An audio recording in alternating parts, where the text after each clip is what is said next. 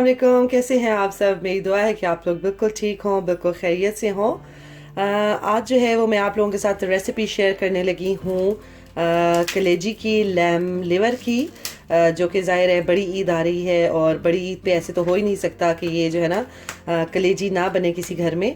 और मुझे तो पर्सनली ख़ुद भी बहुत पसंद है, तो मैंने सोचा कि चलें अभी बड़ी ईद आ रही है तो चलें इस हिसाब से आप लोगों के साथ ये मैं शेयर करती हूँ कि मैं किस तरीके से बनाती हूँ।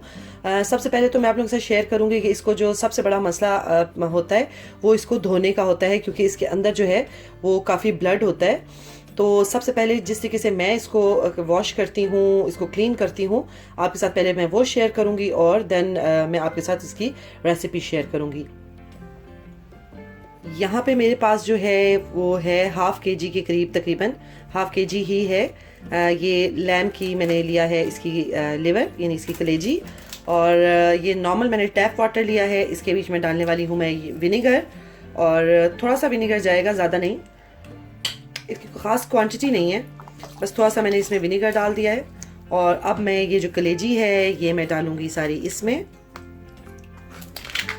और फिर इसको मैं थोड़ी देर के लिए जो है ना 5 से 10 मिनट के लिए इसी में इसी तरीके से सोख करके छोड़ दूंगी। और जितना ब्लड होगा वो बाहर आ जाएगा, और फिर हम इसको अच्छे से जो है ना वो कर लेंगे, इसको हम धोएंगे और 2-3 दफ़ा हम इसको पानी के साथ करेंगे क्लीन। तो चलें फिर इसको मैं रखती हूँ थोड़ी देर के लिए, इसी तरीके से छोड़ देती हूँ और फिर आपको दिखाती हूँ। ये देखें जी, इसको हो गए हैं तकरीबन 10 से 15 मिनट इसी तरीके से पड़े हुए, और इसने ये देखें कलेजी का कलर चेंज होना शुरू हो गया है, और इसके बीच में से जो ब्लड है आहिस्ता आहिस्ता वो निकल रहा है। लेकिन अब मैं इसका पानी चेंज करूँगी, और ये देख सकते हैं आप कि किस तरीके से इसमें से जो है ना वो ब्लड खुद ही से बाहर आ रहा है। ये देखें, खुद से बहुत इजीली बाहर आ रहा है। और जब मैं इसको 2 से 3 दफ़ा दूसरे पानी के साथ मैं इसको दो पानी डालूंगी और फिर निकालूंगी, 2 से 3 दफ़ा मैं ये जब करूंगी ना, रिपीट करूंगी इसको, तो ये सारा ब्लड जो है ये इसमें से निकल आएगा और बहुत ही आसानी के साथ हमारी जो है वो कलेजी साफ़ हो जाएगी। तो ये एक टिप कह लें इसको, ये टिप थी कलेजी साफ़ करने की, मैंने कहा आप लोगों के साथ भी शेयर करूँ। तो चले फिर मैं इसको 2 से 3 दफ़ा और पानी के साथ धोती हूँ और फिर आपको दिखाती हूँ। चले जी, कलेजी को मैंने बहुत अच्छे से 2 से 3 दफ़ा दोबारा से पानी के साथ धोया है, और आपको मैं दिखा देती हूँ कि ये देखें कितनी अच्छी सी हो गई है, बिल्कुल क्लीन है, इसके अंदर कोई ब्लड नहीं है। और इसकी जो स्मेल है सिरका डालने से वो भी कम हो जाती है। आप ज़रूर ट्राई करके देखना इस तरीके से। और अब जो है वो हम इसकी बना लेते हैं मैरिनेशन। तो एक डिफरेंट से तरीके से मैं बना रही हूँ, उम्मीद है कि आपको पसंद आएगी। यहाँ पे जो है वो मैंने 3 टेबल स्पून योगर्ट के ले लिए हैं, ये मैं इसमें डाल रही हूँ।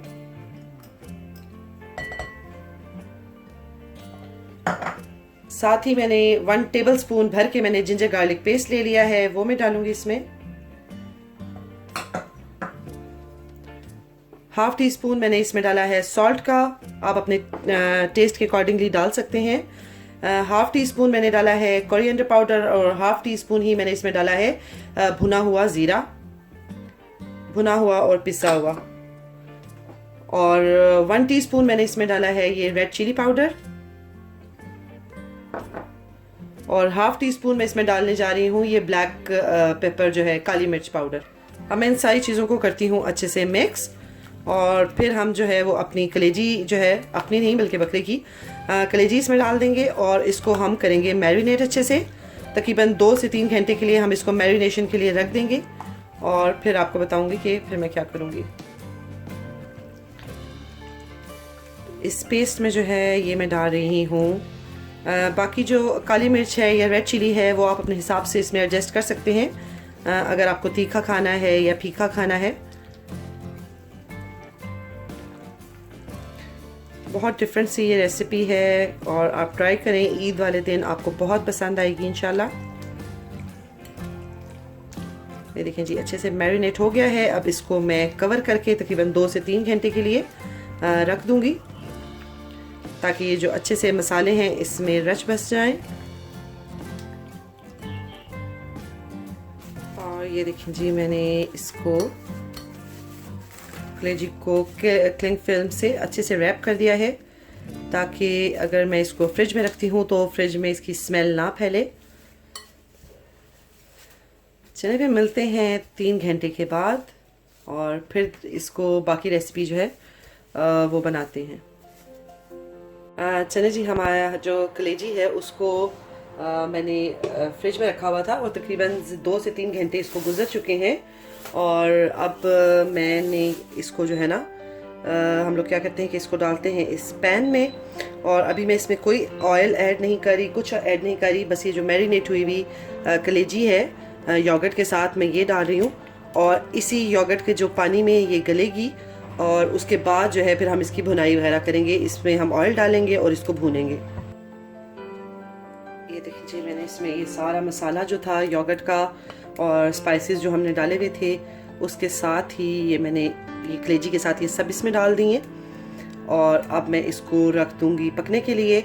कोई ख़ास इसका मैं टाइम नहीं बता सकती, इसलिए क्योंकि ये जब तक कलेजी गल नहीं जाती और ये योगर्ट जो है ये पानी रिलीज़ करेगा और इसी में ये कलेजी हमारी जो है ना वो गल जाएगी। ठीक है, और एक्स्ट्रा पानी मैं इसमें नहीं डाल रही हूँ। और मीडियम फ्लेम पे मैं इसको करूँगी, उस वक्त तक पकाती हूँ जब तक जो है ये कलेजी गल जाए।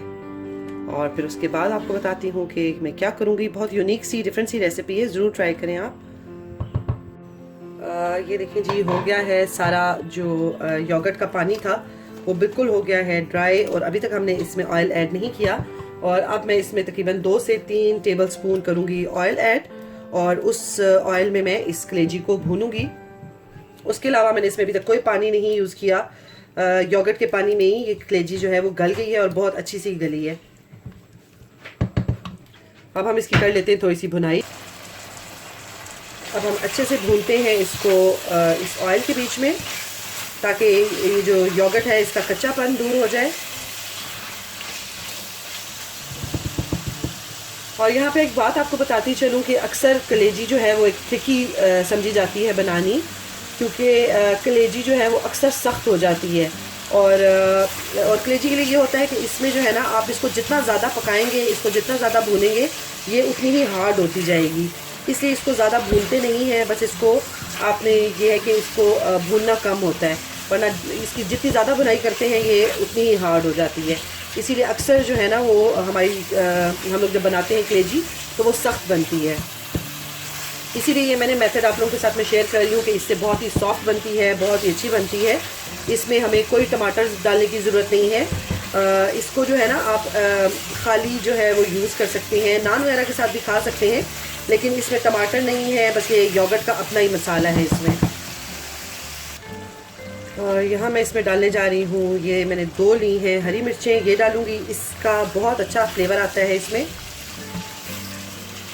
भूनूंगी नहीं ज़्यादा, क्योंकि जितना भूनूंगी फिर ये सख्त हो जाएगी।